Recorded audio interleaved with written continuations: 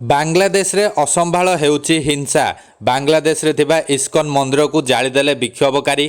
आसंतु जानिबा एहार services खबर विषय रे। बांग्लादेश रे एबे हिंसात्मक परिस्थिति जारी रहिछि। देशर खुलना डिविजन रे अवस्थित मेहरपुर रो एक इस्कन मंदिर को एबे विक्षोभकारी माने टार्गेट करिसंती। सूचना रहिछि जे मंदिर को भंगारुजा करा जायथिबा सहित निया लगा जायछि। पूर्वतन प्रधानमंत्री शेख हसीना इस्तीफा एवं विदाय पर देश में अशांति जारी रही। इस्कन मंदिर उपरे होइतिबा आक्रमण हिंसार व्यापार अंश अटे, जहाँ गत 24 घंटा मध्य बांग्लादेश एकाधिक हिंदू मंदिर को टार्गेट करिछि।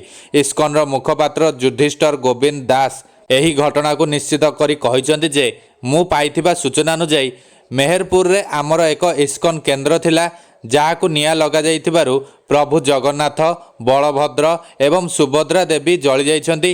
तेबे मंदिर परिसर थिबा 3 जण भक्त कोनोसी प्रकार रे बाहर को आसीबारे सफल होइछंती। हसीना बहिष्कार पर बांग्लादेश रे धार्मिक संख्यालघुଙ୍କ अवस्था दिनकु दिन अधिक वृद्धि पाइबारे लागुछि।